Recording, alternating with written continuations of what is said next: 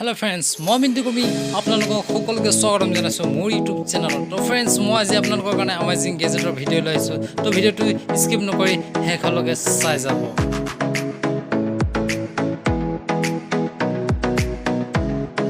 তো ফ্ৰেন্ডছ আজি আপোনালোকে নিজৰ লাইফত নতুন বস্তু ইউজ কৰিব বিচাৰিছে নেকি? যদি আপুনি বিচাৰে তেনে আপুনি ভিডিঅ'টো স্কিপ নকৰি শেষলৈকে চাই যাব।